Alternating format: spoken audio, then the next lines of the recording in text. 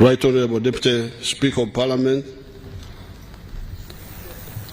His Lordship Deputy Chief Justice, Right Honourable Prime Minister, all the other leaders, ministers, members of Parliament,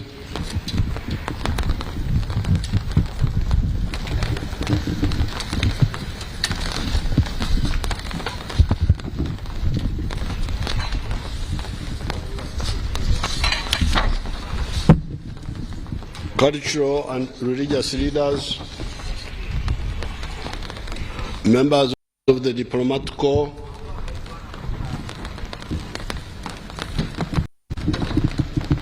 the wananchi, distinguished guests, ladies and gentlemen.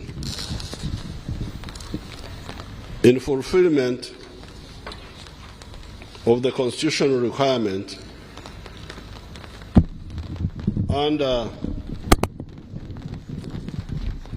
Article 101, Clause 1 of the Constitution of the Republic of Uganda, I am here to deliver the State of the Nation Address 2024. On this occasion of the State of the Nation Address, I would like to remind the Ugandans the three historical missions for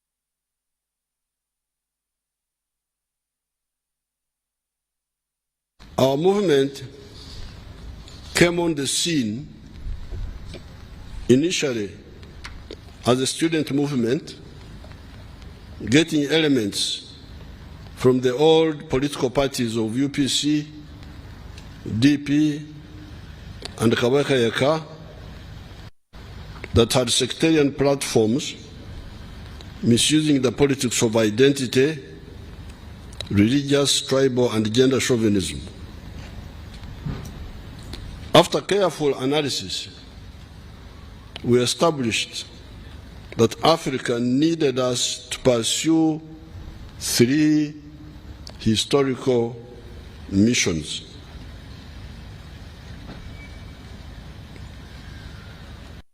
If Africa was to survive and thrive, that's how we looked at it. We looked at it as a matter of survival.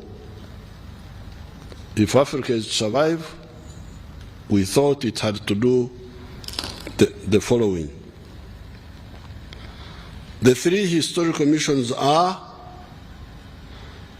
prosperity for the African people, including the people of Uganda.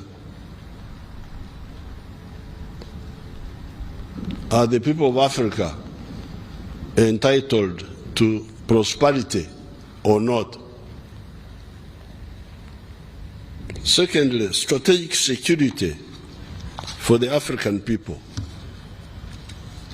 Do the African people need to be secure from all threats, from wherever? And taking advantage of the brotherhood of the African people to achieve the first two missions.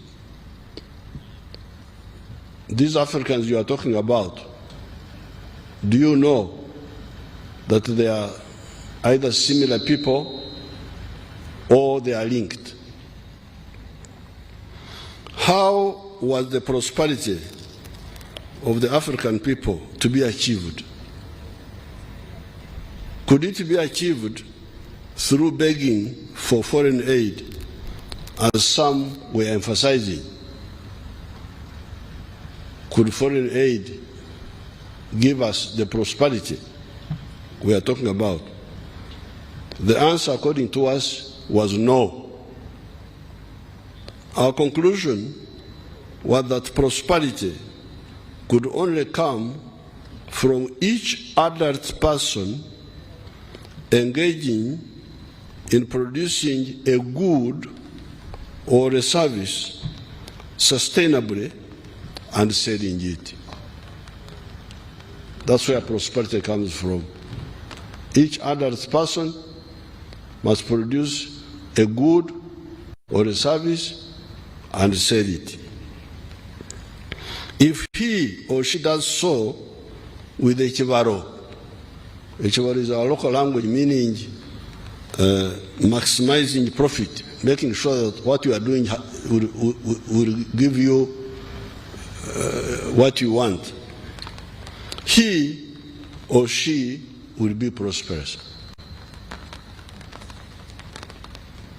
Since individuals cannot effectively work alone, the different zones of the country are always encouraged to specialize in given clusters of products or services.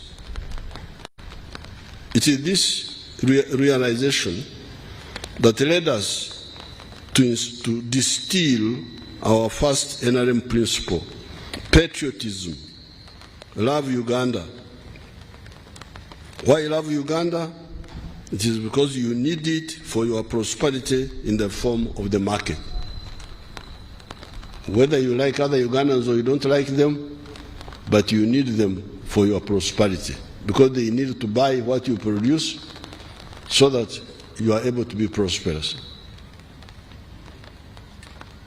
When you produce a good or a service, the next question is, who will buy the good or service and in sufficient quantities to guarantee the prosperity of the wealth creator? One of the factors we realized was that normally people of the same tribe or the same locality produce similar products. Hence, they do not easily buy from one another. It is the people from other parts of the country that produce different products that buy the wealth creators' products.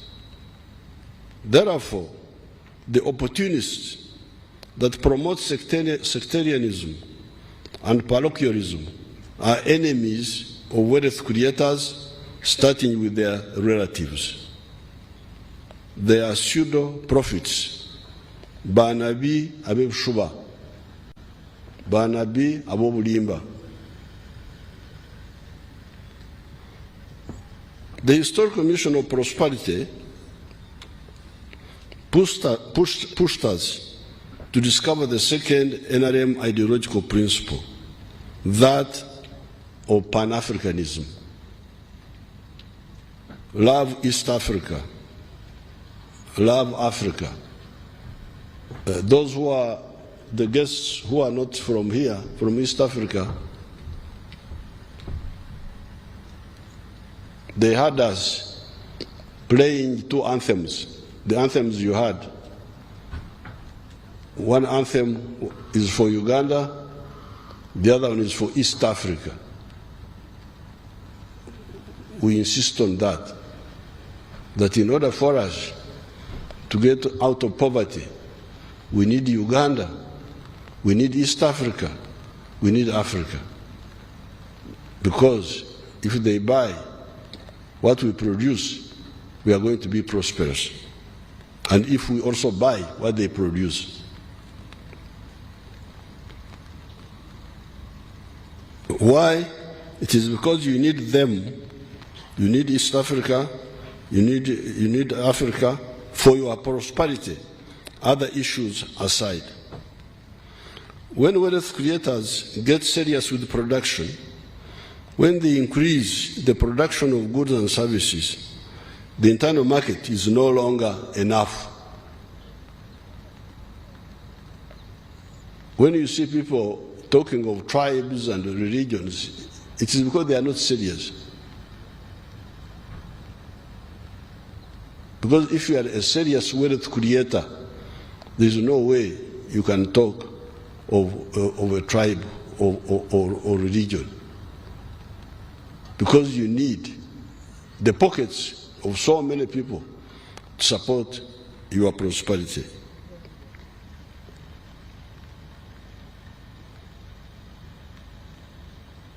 When wealth creators get serious with production, when they increase the production of goods and services, the internal market is no longer enough.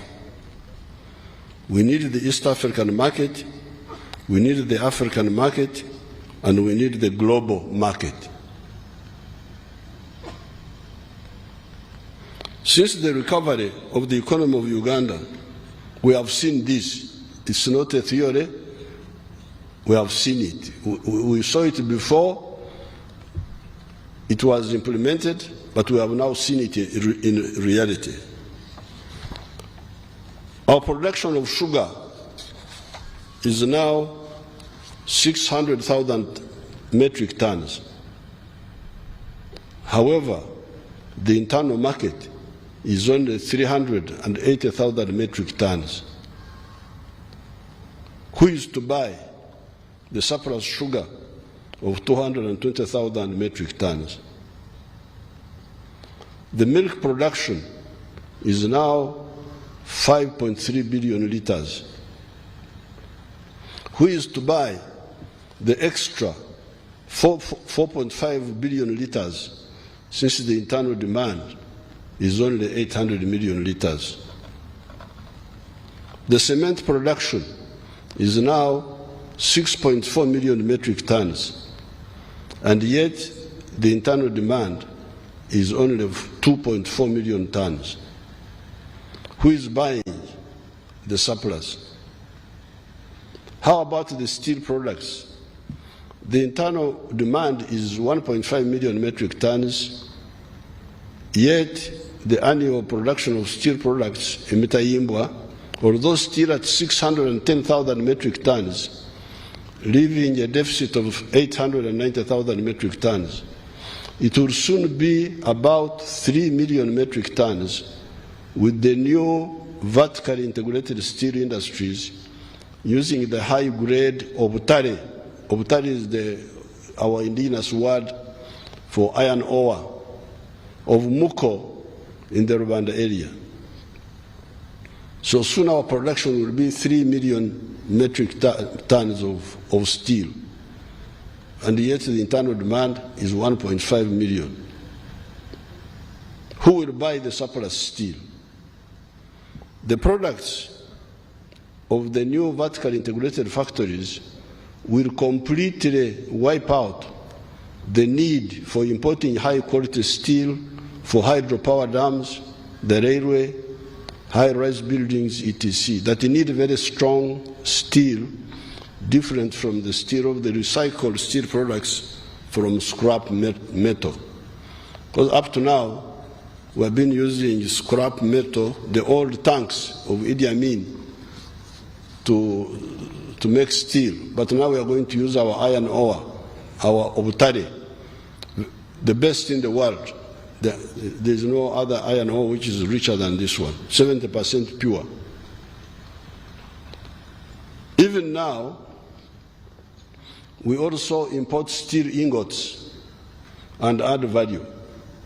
Some of this steel is re-exported to the region. The answer for all these questions is that it is mainly East and Central Africa that are buying the surplus. The commercial area is buying goods and services worth US dollars 2 billion, 2.157 billion from Uganda. Therefore, the NRM was right to distill the principles of patriotism and Pan-Africanism, and to oppose groups that were pushing for parochialism in Uganda and Eurocentrism globally. You know, when we were about to come into government, I went to Europe. And the Europeans asked me, because our old political parties here, the Democratic Party was allied to the Christian Democratic Party of Germany. They were actually being supported by the Konrad Adenauer Foundation. The UPC was being supported by the Social Democrats. They have got their group. They are the ones who helped them to build the Uganda House, to start building the Uganda House. Then the government built it using government money. And when we came, some people wanted me to take back the building. I said, no, wachukue hii kitu. So these fellows expected us to side with the European parties, Social Democrats versus Christian Democrats. I said, sorry, I'm not part of that crowd. I am an Afro-centric person. I start with Africa. I don't start with Europe. I'm not a European. So we refused to join those groups. They had a Christian International, Socialist International. We have never gone there. Never. And we told our people clearly that our focus is Africa. And here, I'm giving you facts now. I'm not talking about stories here. I'm talking of cement. The list is too long. I couldn't finish it. I didn't talk about maize, about bananas, about beef. You know what is happening. It is Africa that is supporting us, and we are also supporting them. Therefore, the NRM was right to distill the principles of patriotism and Pan-Africanism and to oppose groups that were pushing for parochialism in Uganda and Eurocentrism globally. After the careful analysis, we realized that our prosperity, first and foremost, needed patriotism, that is, love Uganda, and Pan-Africanism, love Africa.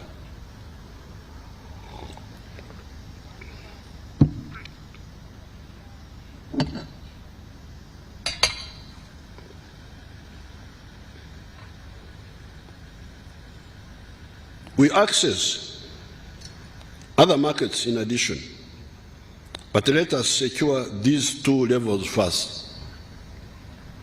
This is why we worked so hard to revive the East African community and to consolidate COMESA. I salute the Wazee, Daniel Arap Moi,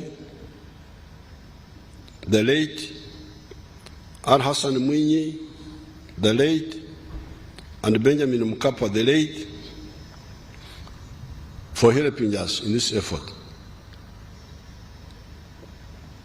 On the COMESA battle, I remember leaders like His Excellency Jean-Baptiste Bagaza of Burundi, Dr. Peter Mutharika of Malawi, Bax Nomvete, he was our Secretary General, he was from South Africa, of COMESA, and others. The third principle of the NRM ideology is socio-economic transformation through education for all, Bona Basome, and wealth creation for all, Bona Bagagaware, by all the families joining the money economy and getting out of the pre-capitalist subsistence economy, or Korra Echida Kionka. The fourth NRM ideological principle is democracy, real democracy for empowering the people to grow and not cheap popularity that the new colonial agents use to manipulate the people. The correct philosophy, the correct ideology, and correct strategy of the NRM, mark those three words, my friends. The world has got a lot of problems, Africa has got a lot of problems, because they make mistakes on philosophy, make mistake on ideology, make mistake on strategy. The correct philosophy, ideology, and strategy of the NRM have enabled the economy and society of Uganda to go through 5 phases since 1986. These phases are, number 1, the minimum economic recovery phase of restoring aspects of the small colonial enclave money economy of the 3 C's and 3 T's. Our small colonial economy was characterized by the economy of the 3 C's and the 3 T's. 3 C's was coffee, copper, and cotton. And the 3 T's were tobacco, tourism, and tea. It was a small economy. But when Amin came, he destroyed it. I didn't have time to explain that. So when we came in, we had to restore that small island. That's why we are calling it enclave. Because enclave means an island. An island of modernity surrounded by a sea of backwardness. That's the situation we had here in the 1960s. And that small island was comprised of the 3 T's and the 3 C's. But Idi Amin destroyed it. So when we came, we had to bring it back. This is the first phase we call the minimum economic recovery. 2, expanding that enclave with the more production of coffee, tea, etc. That small island was producing coffee of 2 million bags. We are now producing 9 million bags. That small island was producing tea of 23 million kilograms before Amin came in. By the time we came, tea production had declined to 3 million kilograms. We are now producing 60 million kilograms of tea. So, number 1, minimum recovery. Number 2, expansion of the small island economy.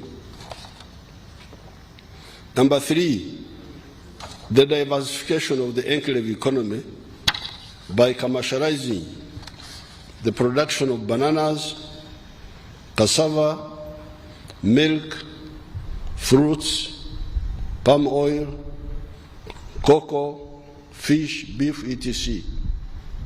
Because during the time of the British, they would say that coffee was the cash crop.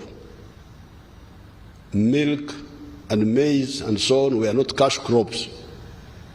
They were just for home consumption. But we said no, all these are cash products.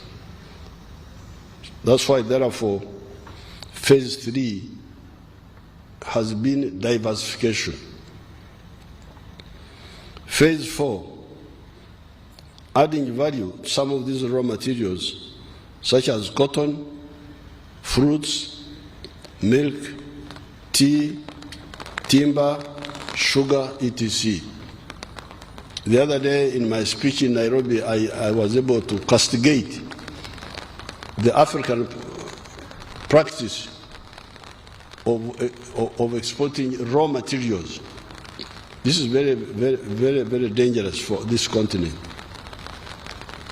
Here, I have banned the export of unprocessed minerals. If a mineral is not fully processed, I don't allow it to be exported. But even the other products, we are struggling to add value to all of them, even coffee. Now, number 5, phase 5, the knowledge economy through the production of vaccines, the production of automobiles, and so on. So we are now also entering the 5th phase, where we use the science of our young people to produce products.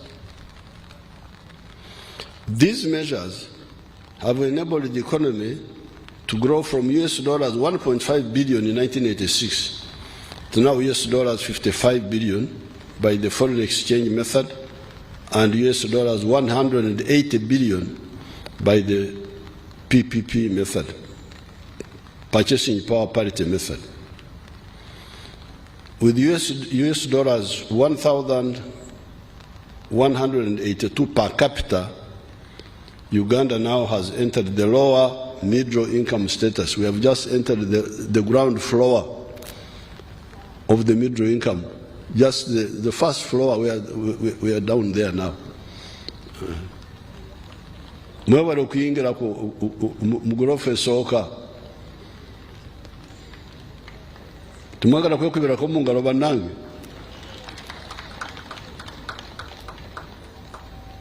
Apoyo Rubanga. There are, however, still some trade barriers in the East African community. These are really roadblocks to our prosperity. All the East Africans should work to remove these bottlenecks by implementing fully the common market protocols, the customs union protocols, so that the fragmented markets of Africa become one market.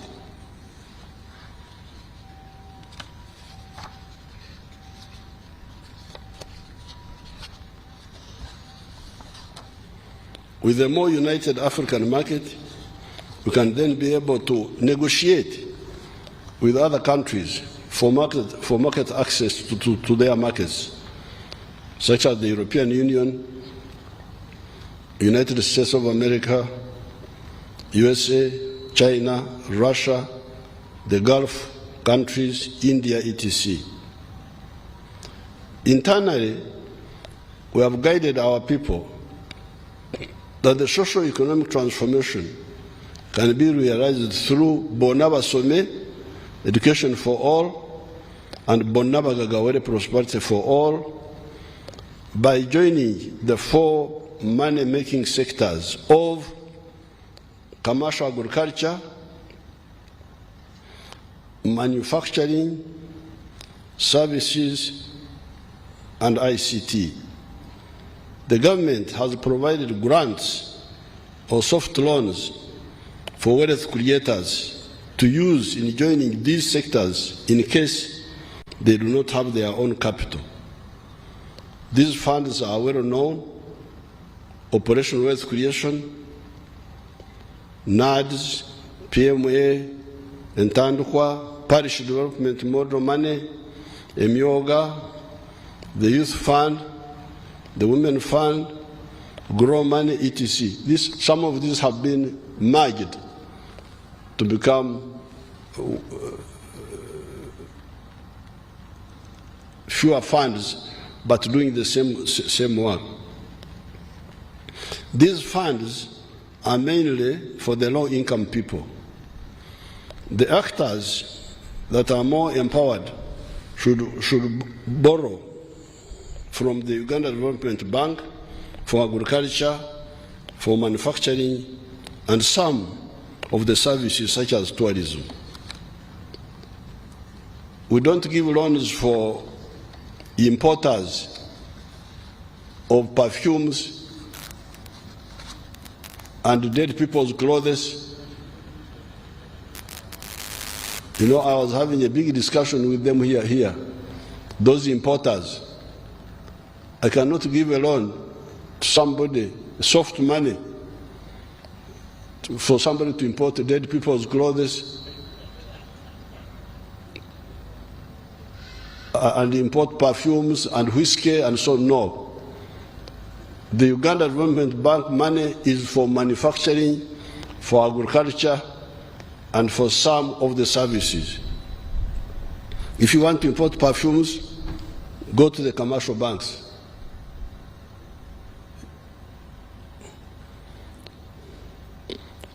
All we have said above is targeted to enable us to create prosperity for ourselves through wealth creation. The second historical mission is strategic security for Africa. African countries, or indeed other countries in the world, may be prosperous economically. Strategically speaking, however, they may still be vulnerable vis-à-vis other global actors.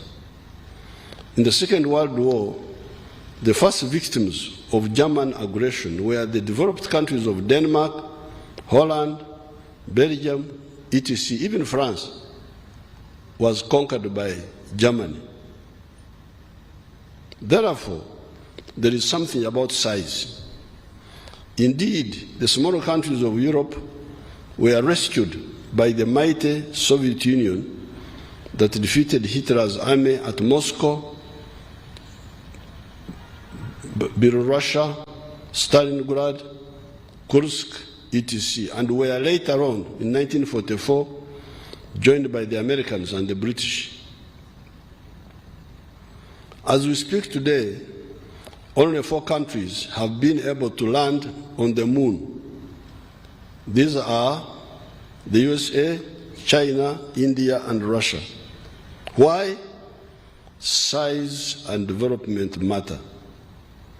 Uganda, even when it becomes a developed country, cannot have an overambitious space program. We are working on implementing a limited space program for overhead observation and communication, broadcasting and telephone communication. We shall have an overhead imaging satellite at an altitude of 600 to 700 kilometers in space, and another one for communication and internet at 36,000 kilometers in space. That one we shall share with the other East African countries.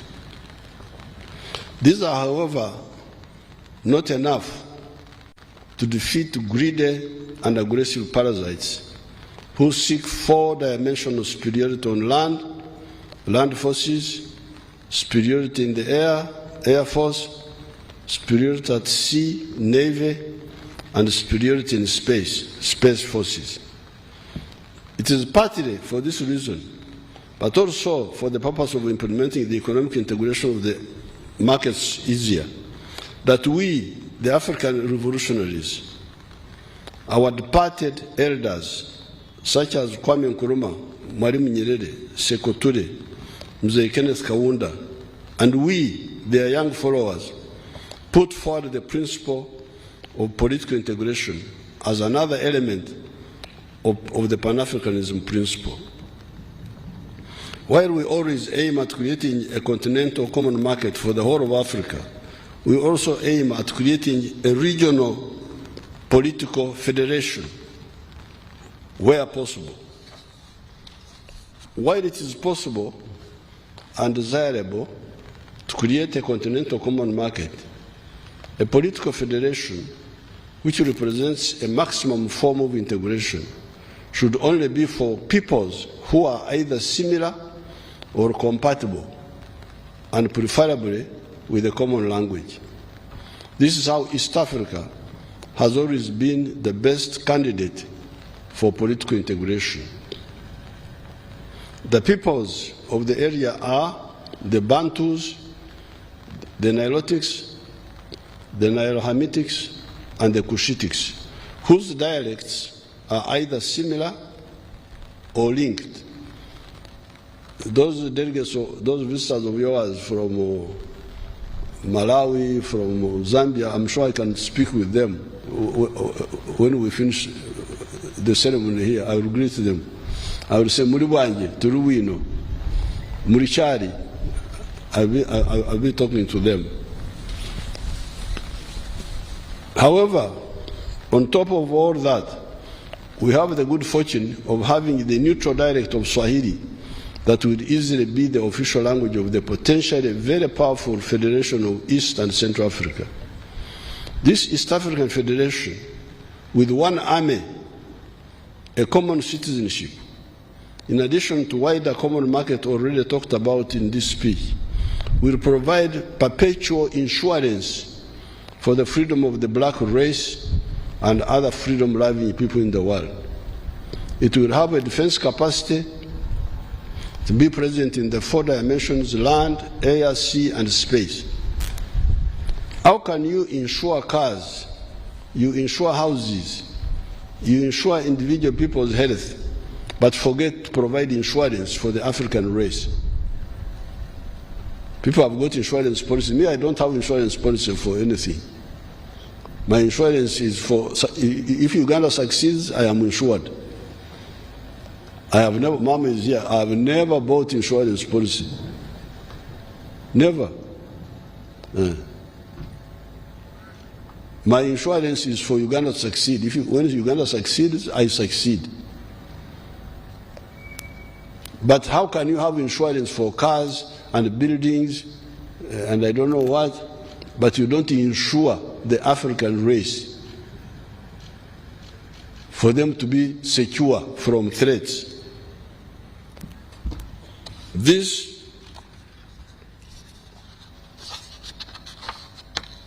was a mistake in the past. How can we repeat the same mistake? In 1963, our leaders were about to achieve this goal. I want to give to the Right Honorable Speaker a historical picture of the pages of the Uganda Argus. It is there on the screen. That picture there. Federation this year, that was 1963. I will give you a copy, Right Honorable. I give to the Right Honorable Speaker a historical picture of the pages. That's clear. Show it to the other people, not just me. Are the audience seeing it? That was 1963. And it was the 6th of June, like today.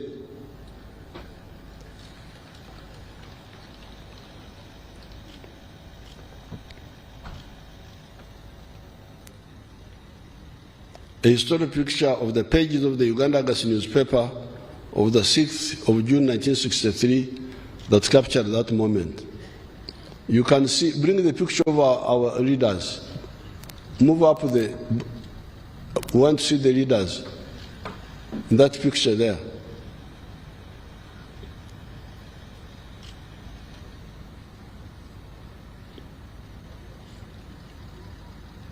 The picture below is, yes, the picture below is, you can see our elders, Mzee Jomo Kenyatta, Mwalimu Nyerere, Mzee Milton Obote, with others, including a delegation from Somalia,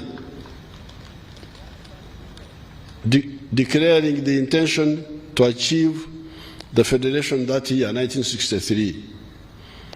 All the subsequent calamities that befell this part of Africa would never have happened if we had achieved that goal that time. The calamities I'm talking about were the seizing of power by Idi Amin in Uganda, the massacres in Burundi in 1973, 1972, the genocide in Rwanda, the collapse of the state authority in Somalia, the prolonged civil war in Sudan, or even the Renamo war in Mozambique, etc. There was no way Idi Amin could seize power here if we had an East African government. It couldn't happen. But the fragmentation,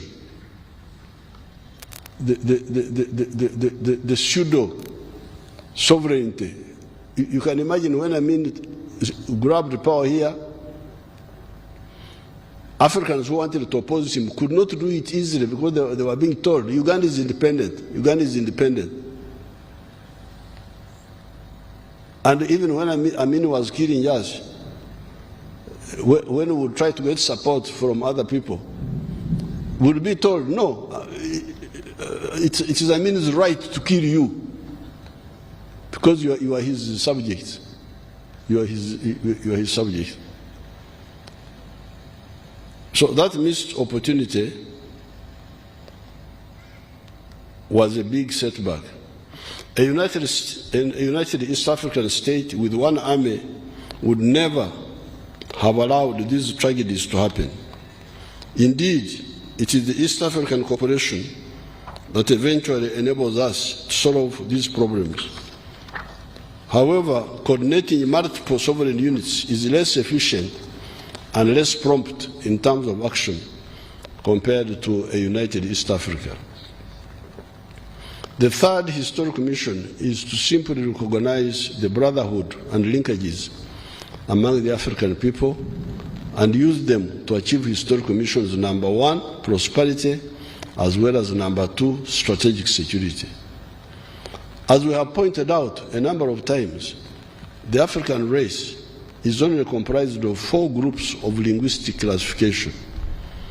These are the Niger-Congo, which includes the Bantu and the Kwa languages of West Africa, the Nilo-Saharan, which includes like our languages of the Nilotic languages and the Nilo-Hamitic, the Afro-Asiatic, which includes the languages of northern Ethiopia, and the Khoisan.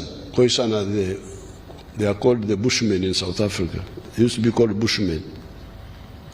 These groups have linguistic similarities within each cluster and linkages between them.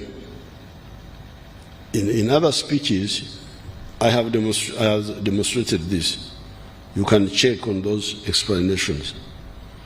The NLM line has been that the people we are trying to unite for the sake of their prosperity and strategic security are either similar or linked. It is therefore a betrayal for the African political classes to fail to grasp this and instead preach sectarianism, parochialism, etc. I therefore call on the Ugandans, especially the Bazukuru, to audit what has been achieved vis-à-vis the 3 historical tasks and the 4 ideological principles of the NRM, see what has been achieved and what remains to be done. Then you should do your own part to do what is not yet done. With patriotism, we have been able to unite the majority of Ugandans. That is why the NRM always wins with a majority on the first round when we go for elections. On the side of Pan-Africanism, we have revived the East African community together with the Wazee Daniel Arap Moi, Al Hassan Mwinyi, and Benjamin Mkapa. Later, our brothers from Rwanda, Burundi, Congo DRC, South Sudan, and recently Somalia joined the East African community. This has helped cross-border trade. Uganda exports goods and services worth US dollars 2.1 billion to the East African countries, and goods and services worth US dollars 2.157 billion to the COMESA countries. There are, however, still non-tariff barriers.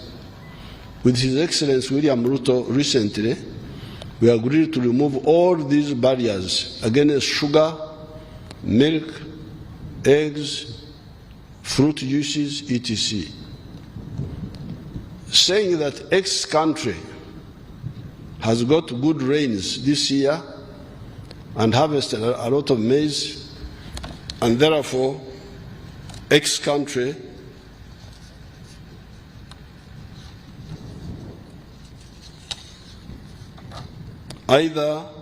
will either give quotas for maize from Y. Imagine there are two African countries, X and Y. They should be trading together. But 1 year, X says, this year I got a lot of rain and I harvested a lot of maize. So I don't allow your maize to come. The maize of Y.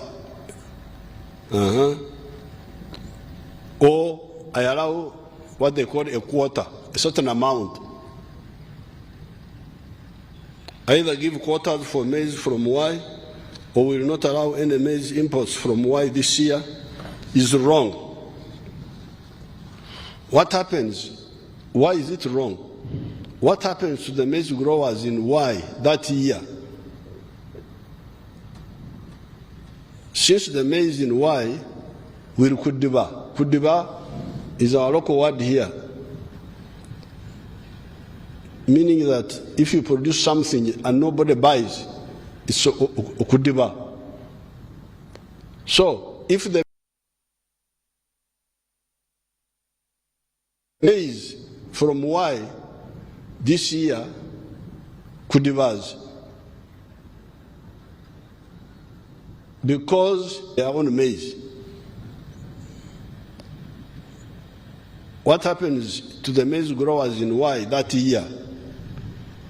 Since the maize in Y will kudiba, have no buyers, the farmers will migrate to coffee, a product that depends on the global market and does not have those hurdles. Then next year, there's a shortage of rain in X, and they want maize from Y. Sorry, the farmers were betrayed and they migrated to other products. This is the problem.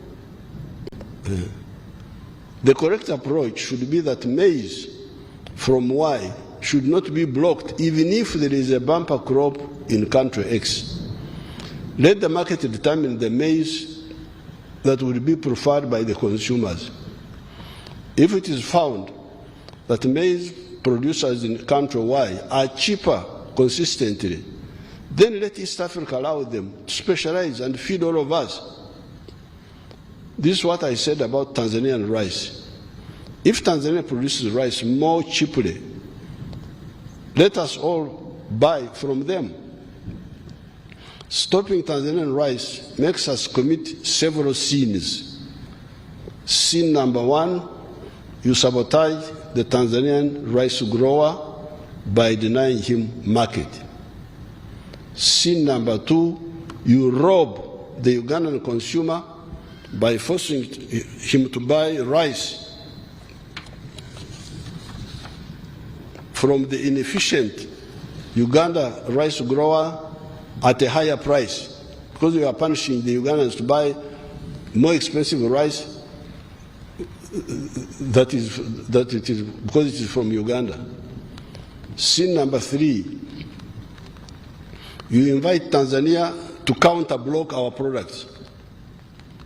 Sin number four, you claim as our own rice growers to remain inefficient and therefore not competitive. Okulemaza is to cripple. Because if you don't allow your child to run and compete, how will he develop capacity?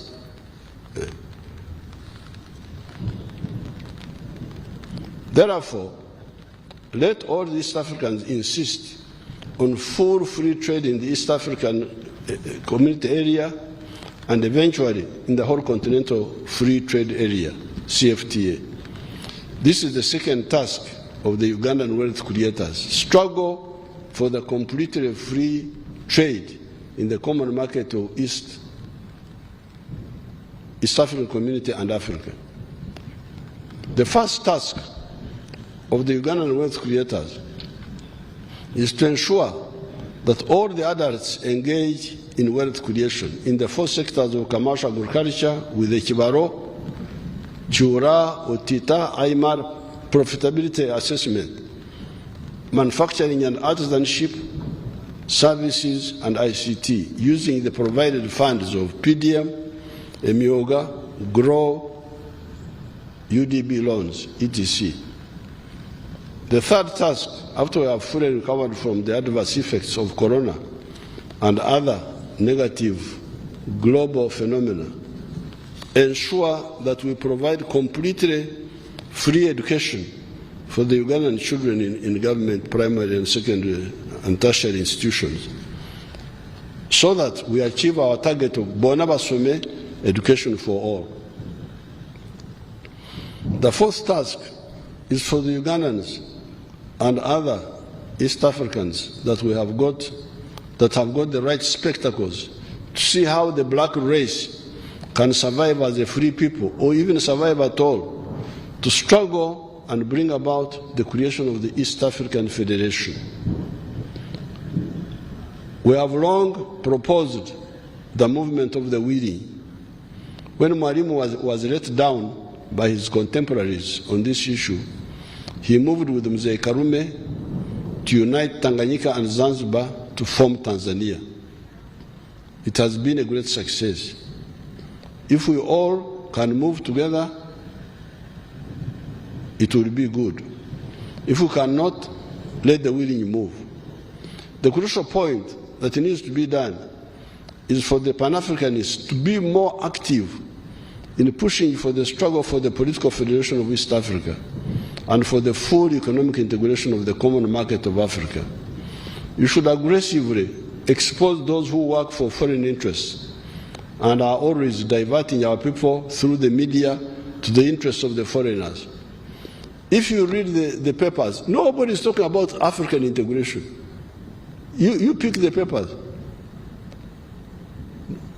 papers, social media. What is your future? If you don't know that integration of the market is our salvation, then how can you be in leadership? What are you leading? Are you a leader unto darkness and death? How can it be that you read the papers? Nobody. Football, music, cinema, I don't know what. Okay, you can do those things, but you must survive fast.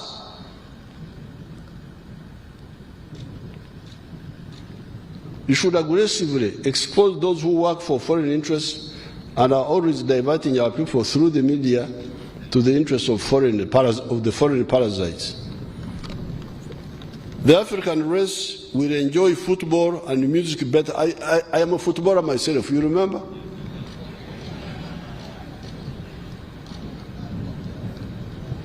However, from 1966, somebody asked me, what European football club do I support? I said, what? Me to support, I don't even know those clubs. I am a footballer, I was a footballer, but from 1966, when we started our struggles here, my mind is on the future of Africa. I like football,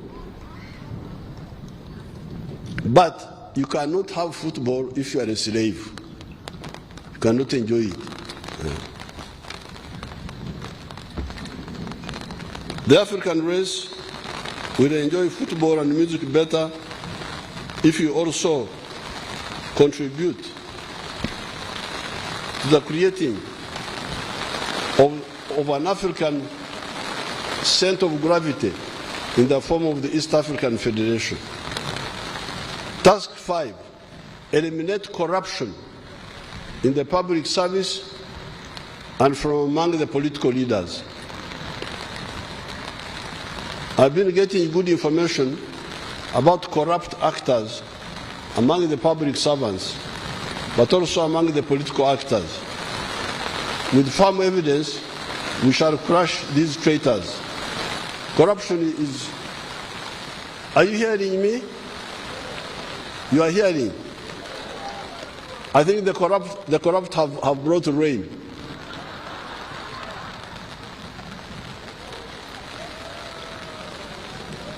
You know, they work with our rainmakers.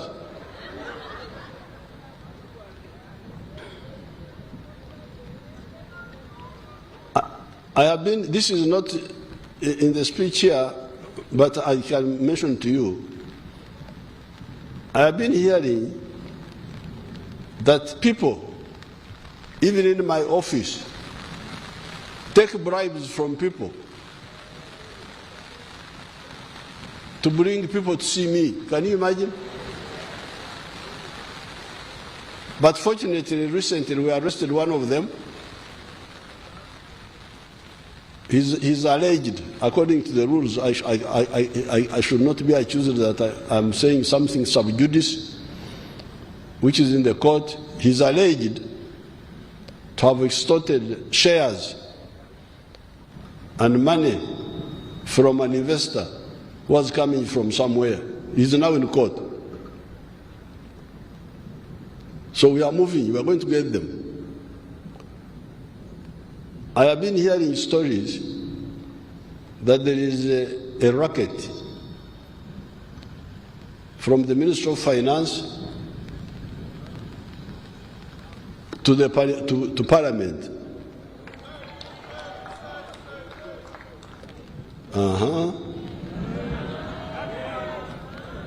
To Parliament.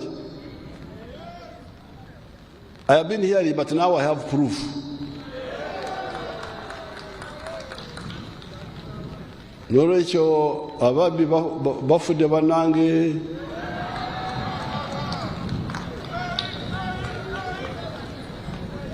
I have been hearing that from Minister of Finance they arrange with the accounting officers of ministries to come to Parliament, working with some people there to provide certain funds, provided you take a share. I didn't believe this, but now I have proof. So therefore, really the corrupt are like the foreigners. You know, some of these foreigners don't know Uganda, don't know us. When you see them doing what they are doing, and those who support them,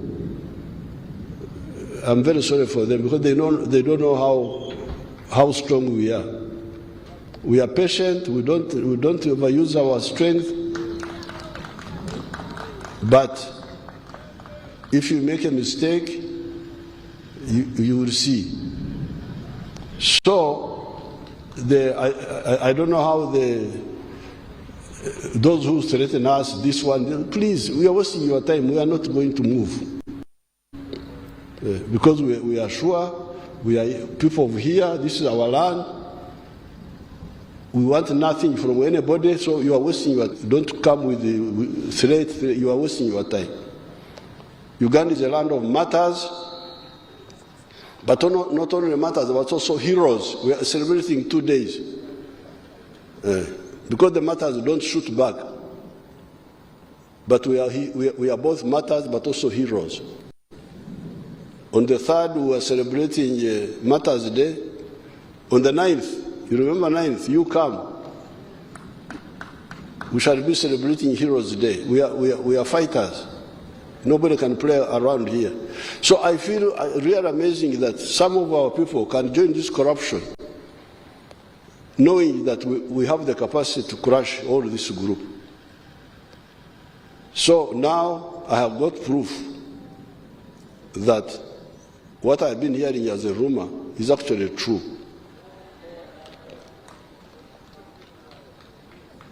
So I don't know how we can arrange,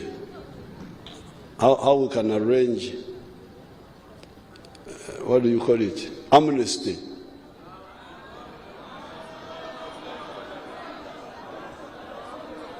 No amnesty.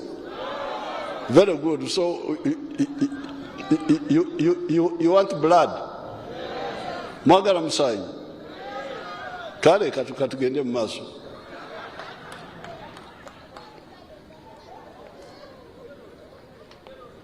Public servants and political leaders that steal government money are corrupt and will be crushed. There are, however, other actors that get bribes from foreigners to work for foreign interests. These are both corrupt and traitors, and we are monitoring their activities.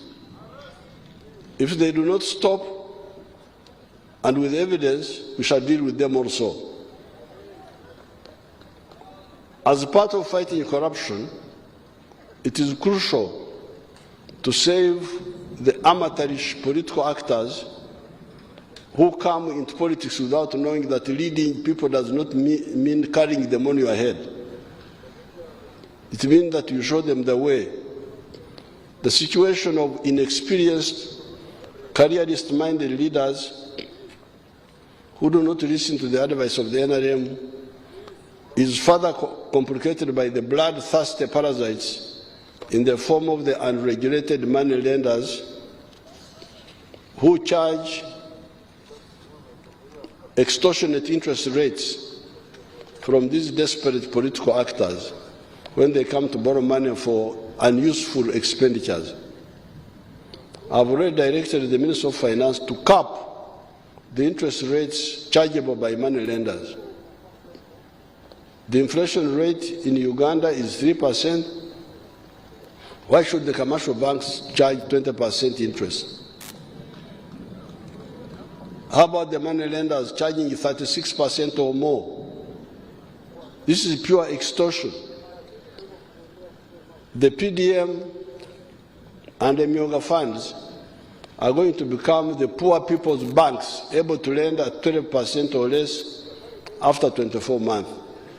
We are going, this PDM money, people are trying to sabotage it, but I can hear it is beginning to penetrate. People are beginning to understand it now. They are beginning, slowly, the villagers are beginning to appreciate. That's what I hear. The other source, I have already directed the Attorney General to guide the Minister of Finance as to how he can criminalize this extortion by the money lenders. The other source of corruption has been the fundraising that is borne mainly by the opportunistic politicians over-anxious to please parts of their electorate by pledging money for the fundraising that they do not have. We are due to meet to resolve this diversion. I agreed with the reason we should meet and really discuss the issue of fundraising, because this is part of the pressure that makes leaders make mistakes. Uganda's economy and society are moving forward, the mistakes by some actors notwithstanding. I was reading some comments, especially in the Monitor. You know, Monitor is a mouthpiece of foreign interests here. The Monitor newspaper. Oh, talking about this, talking about this. There's one of them who was writing today. I glanced through, was saying that Uganda has low inflation by fortune. That is by fortune. Imagine.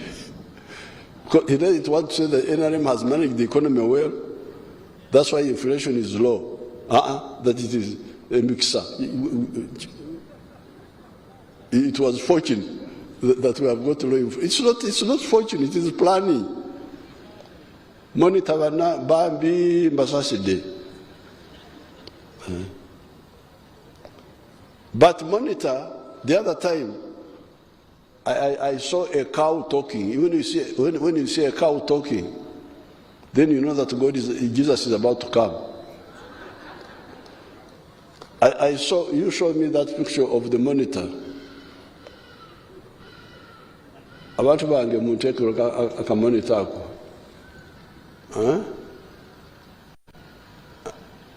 Bring it properly over the tune.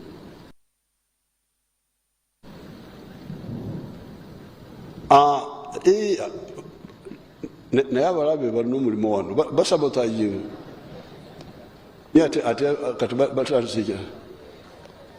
Now Ugandans turn to local products to combat high cost of living. You remember our war with the importers. This was, hold it there. This was Uganda Monitor newspaper. A cow talking.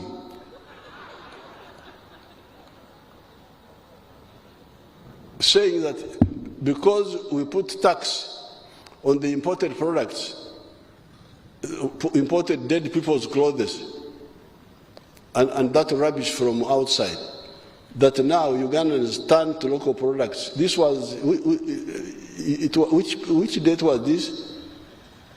Huh? 30th of what? Of May. You people, you get, Monitor a chance of kwogera. A cow is talking. Because that's what we said. Why don't you buy the local textiles which are being made here? So, our monitor, Katuna Abaisemu, okwogera ebyamazima. But otherwise, they were trying to, thank you very much, you can move on. Otherwise, in the paper, I was trying to say, oh, this one, but you listen carefully. I will conclude with that.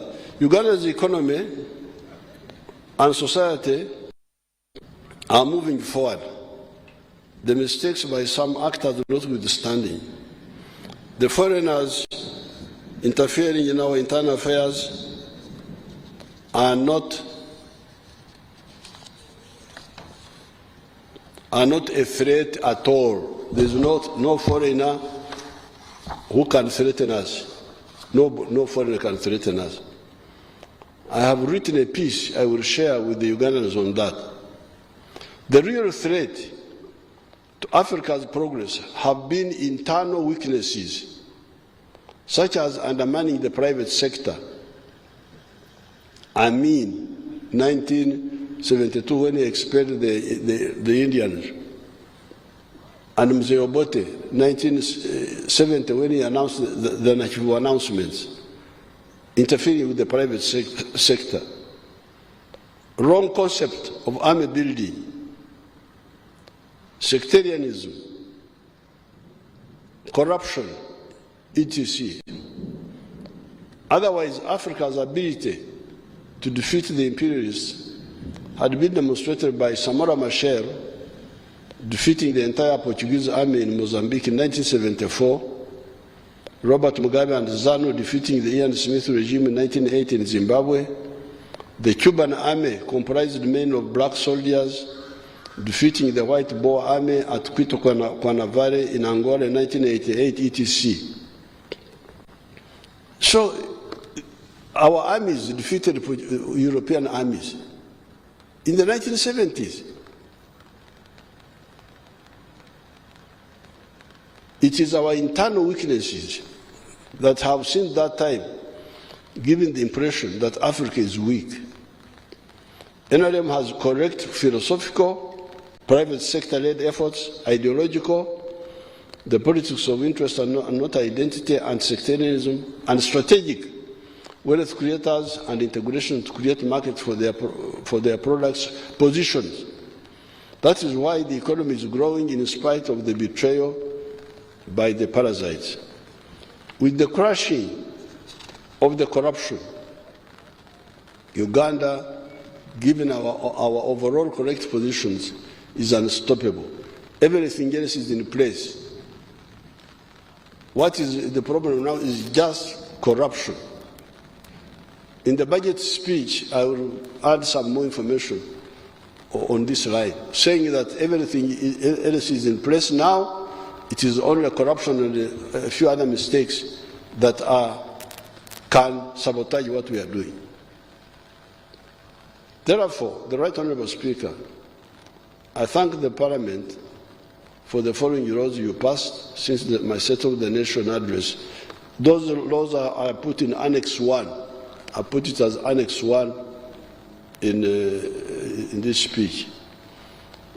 In the coming year, the executive will present the following bills to Parliament for enactment into law. I attach them as Annex 2. They will be attached to the speech. Finally, I want to salute the Speaker, the Deputy Speaker, and the NRM MPs. In the past, there was a risky and shallow tendency by some actors that would try to use Parliament to undermine the Ugandan revolution, which is part of the African revolution. This, of course, was a miscalculation that was provocative, but we managed to handle it peacefully.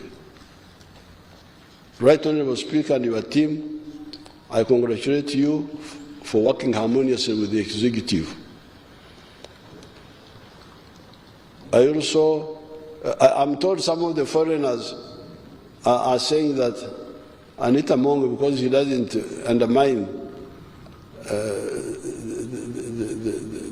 the executive, she's not a good speaker because she should be Okulemesa, government. Very risky miscalculation. In the recent budgeting process, Honourable Speaker, I congratulate you for working harmoniously with the executive. I also want to salute the judiciary. In the recent budgeting process, you came together and you were able to synthesize a rational and transparent budget for the country. I called these people, you know, these are like school children, that there is executive somewhere, then there is a parliament somewhere else, then there is judiciary somewhere else, they don't meet, then this one budgets, then brings the other one. I said, but why don't you first agree together? You are all here in Uganda, your address is here. Why can't you meet and you look at the whole budget? They came and they looked at it, and the budget they brought was harmonized by the three arms. They were able to see that we need this, we need that, we need that. So I want to thank the Parliament and the judiciary. In the recent budgeting process, you came together and were able to synthesize a rational and transparent budget for the country. Now, on the issue of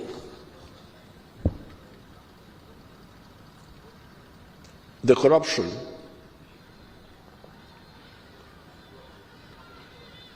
my advice is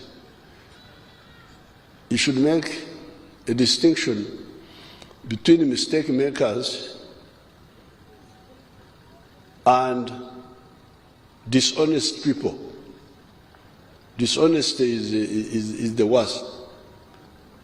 But making mistakes, especially for many people who have not listened carefully, it's not. I wouldn't be surprised. That's why many times I try to help out groups who have made mistakes. But what I cannot tolerate is like this question of saying, we give money to this ministry, but we take a percentage of it as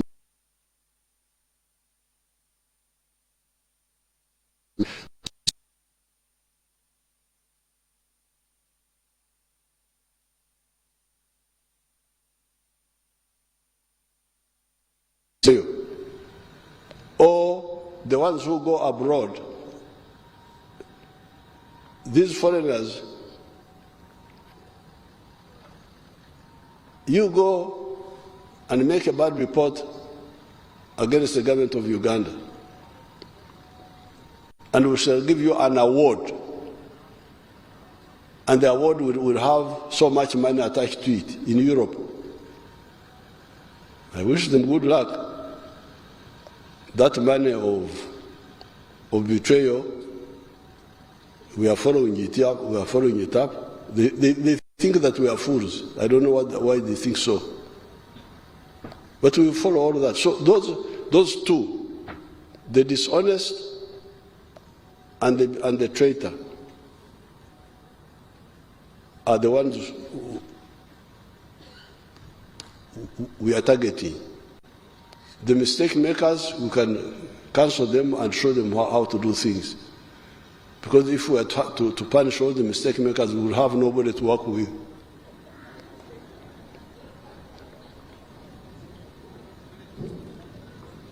Because they don't know what to do, they don't listen. There are so many languages. This one. So dishonest,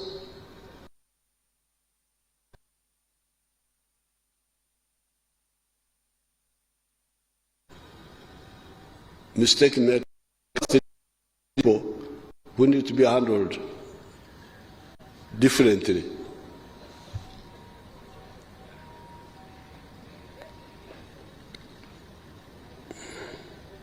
In the recent budgeting process, you came and you were able to synthesize a rational and transparent budget for the country. I want to end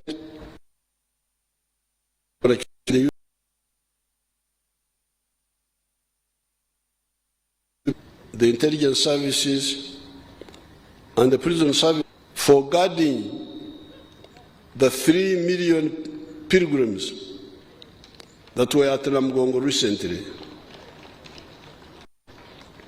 I salute all the Ugandans for the good work you are doing. Madam Speaker, it is my pleasure to declare the 4th session of the 11th Parliament open.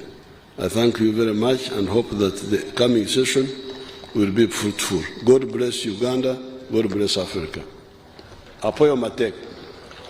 Thank you so much, Your Excellency, for a clear and a concise exposition of government policy in your address to the nation and fulfilling your constitutional obligation under Article 101.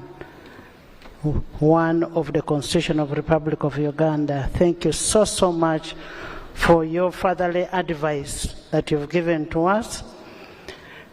I take cognizance of the government legislative agenda for the 4th session, and we pledge our utmost commitment towards prioritizing government business and making sure we exhaust it within the time that is required. Honorable members, His Excellency will be back on 13th June 2024 to deliver the budget speech. By next year, at this time, we will only be left with 3 months to nomination. And we really want to thank you for all the support that you have given us. And before I conclude, I want to recognize our colleagues, the former speakers, who are around here. We have His Excellency General Yoweri Kaguta Museveni, former Speaker of NRC, 1989 to 1996. Thank you so much. We have the Right Honorable Professor Edward Rugumayo, the Speaker of the National Consultative Council, 1979 to 1980. We have the Honorable Edward Sekandi, the Speaker of Parliament, 7th Parliament and 8th Parliament. That's 2001 to 2011. We have the Right Honorable Alhaji Moses Chigongo, who was Vice Chairperson to His Excellency in 1986 to 19. I want again, once more, thank you, Right Honorable Right Honorable former Speaker and now the President of Uganda. We are very grateful for your address, and we don't take it for granted for you to create time. You and Mama, we want to thank you so much for coming and for opening for the fourth session. We also want to thank the members of Parliament who were able to make it here and be here with the President. We want to thank the executive, the cabinet, for being here, and in a very, very special way, we want to thank our visiting speakers and our ambassadors that are here. Thank you so, so much for coming over. And after this, we will invite all our guests, and I'm saying all our guests, for an evening session at Parliament. We have an evening session. This session is over, so we shall invite all our guests for an evening session in the conference hall in Parliament. You're all most welcome.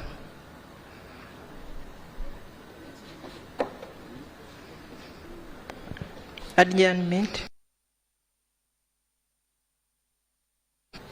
Honorable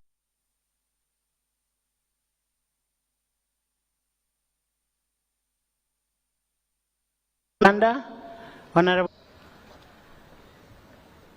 we are adjourning the House to 13th June 2024 at 2 p.m.